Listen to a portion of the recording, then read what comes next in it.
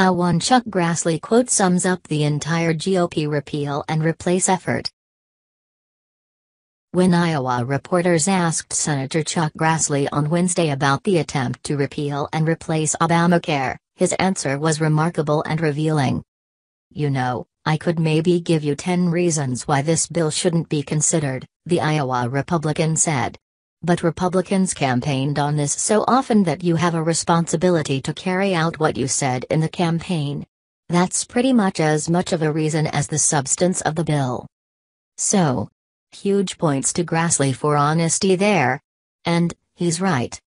To be fair, this is far from the first time a party has tried to jam something through without knowing all the consequences, as then House Speaker Nancy Pelosi famously said about Obamacare in 2010, "We have to pass the bill so that you can find out what is in it." But the simple fact is that Republicans are caught between a rock and a hard place here. The rock is the 7 years of near-constant campaign promises that the first thing they would do if given full power in Washington is repeal and replace Obamacare. Republicans won control of the House in 2010, and gained seats in 2014, almost entirely on that message.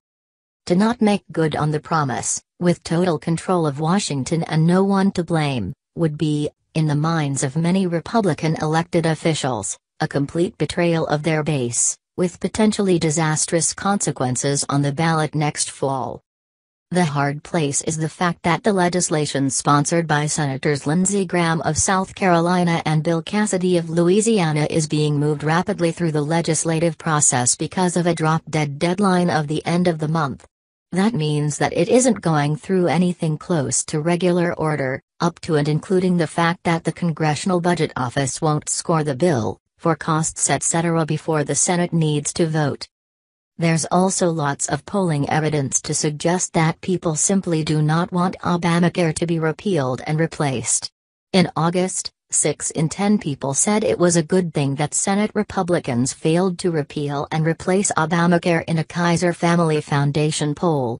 A similar number, 57%, said they wanted Republicans to work with Democrats to make the ACA better. They may not love the Affordable Care Act, but it is a benefit they have grown used to. When you take away a benefit, people get angry. And when people get angry, they vote. Want a visual on just how hard that hard place is? Try this map on for size. That's the political dilemma Republicans face. Choose not to repeal and replace Obamacare and face the potential wrath of your base.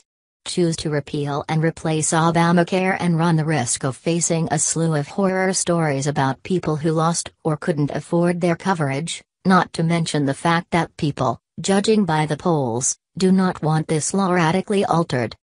There is no good answer here. And yet, Republicans have backed themselves into a corner due to their rhetoric surrounding the bill over the past 7 years. To do nothing is unacceptable.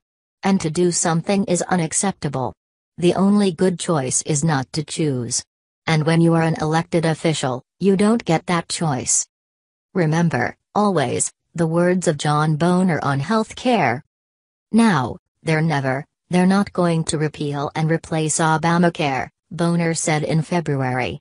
It's been around too long. And the American people have gotten accustomed to it.